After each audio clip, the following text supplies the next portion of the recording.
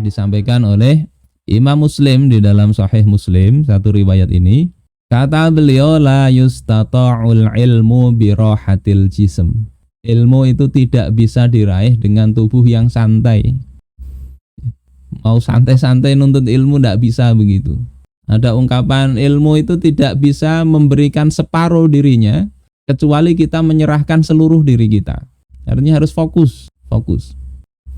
Ini penting, ini kadang tidak begini. Kita nuntut ilmu itu maunya santai, cari program yang paling cepat. Setelah paling cepat dikasih tugas juga nggak dikerjakan.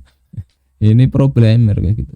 Padahal orang untuk menurunkan berat badan aja ya, sudah belajar banyak caranya, tidak diamalkan, tidak mau latihan, tidak jadi.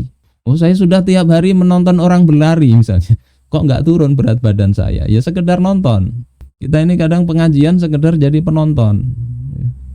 Suruh bahasa Arab, suruh menghafalkan, ya, mendengarkan ustadznya menghafalkan. Mengi'rab, mendengarkan ustadznya mengi'rab. Tidak dicoba untuk mengerjakan. Ilmu apa saja kalau tidak begitu, tidak akan bisa. Jadi tidak bisa diraih dengan tubuh yang santai. Meskipun kita di era Zoom ini memang bisa santai ya, sambil rebahan bisa dengarkan pengajian. Ini ulama dulu belum kenal ini Zoom ya. Terus yang berikutnya untuk apa ilmu itu? Ya untuk diamalkan. Ini kata Ibrahim bin Adham, utlubul ilma lil amal. Tuntut ilmu untuk beramal, untuk diamalkan. Fa inna aktsaran nas qad ghalatu. Sungguhnya banyak manusia telah keliru. Hatta suara ilmuhum kal jibal. Hingga ilmunya itu seperti gunung.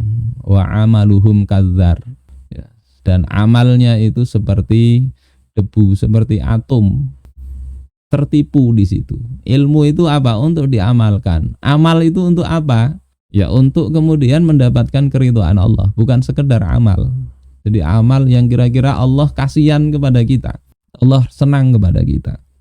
Harusnya ke situ arahnya. Sehingga kadang kita ini belajar ya, baca Al-Qur'an, ada kitabnya, tafsir dibaca. Tapi begitu melihat realitas yang ada sekarang kok nggak cocok. Ya, di sini dikatakan wajib kok di sini di realitas yang ada tidak terlaksana, tidak dilaksanakan atau dianggap negatif. Mestinya itu memunculkan bagi orang-orang yang belajar itu semangat untuk mengamalkan atau memperjuangkannya. Mestinya begitu. Kasihan umat itu ketika ilmu yang benar ini tidak disampaikan, tidak dilaksanakan. Jadi tujuan belajar itu begitu mestinya. Sebagaimana juga kata Imam Al-Ghazali di Ihya, ya, beliau katakan awalul ilmi as-samtu. Awal atau kunci ilmu itu adalah pertama diam, kemudian istima', mendengar atau menyimak, kemudian al-hifdzu, hafal. Nah, kadang sering sampai sini aja, kalau sudah hafal sudah hebat. Padahal ini summal amal.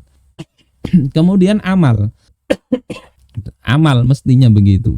Tidak cukup amal, summa nasyruhu. Kemudian menyebarkan amal dan dakwah itu. Ilmu itu begitu mestinya.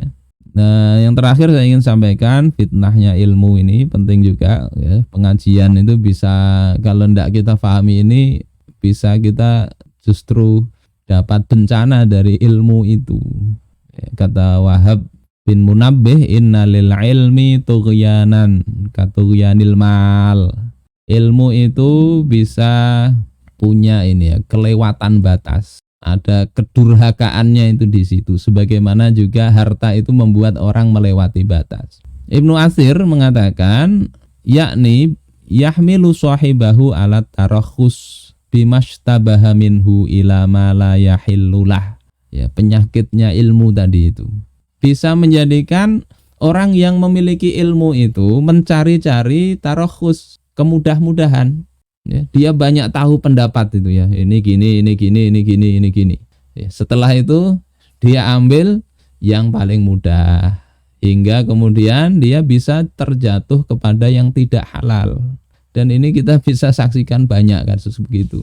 Untuk dakwah memang ya bisa ya kita itu karena tahu ini ada ikhtilaf ya, pendapat A, B, C, D itu ada para ulama yang mengatakan itu bagus ya untuk kita bersikap tasamuh, orang yang berbeda kita hormati, tujuannya untuk itu mestinya.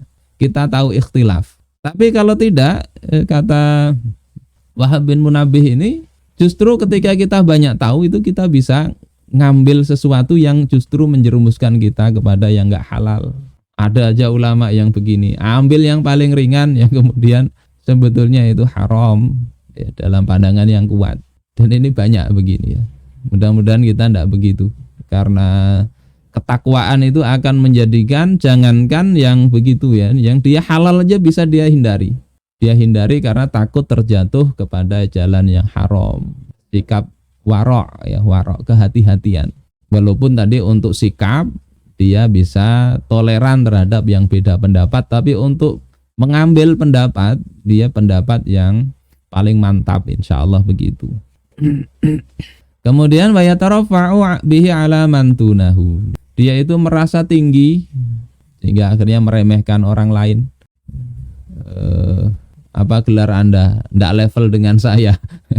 Sehingga ketika diskusi atau apa itu sudah ndak bisa masuk lah. Dinasihati ndak bisa lagi karena merasa berilmu, merasa alim, sehingga orang lain di bawah dia dianggapnya semuanya begitu. Ini fitnah ilmu. Kemudian wala yu'ti haqqahu bil amali bihi. Dia tidaklah memberikan haknya. Haknya ilmu itu apa? Bil amali bih, dengan amal, dengan mengamalkan ilmu itu. Kama yaf'alu rabbul mal. Sebagaimana juga dilakukan oleh pemilik harta itu tidak ditunaikan haknya, tidak ditunaikan zakatnya. Ilmu itu haknya adalah diamalkan. Kalau tidak, ini termasuk kelewatan batas, kedurhakaan. Ini di dalam kitab An-Nihayah.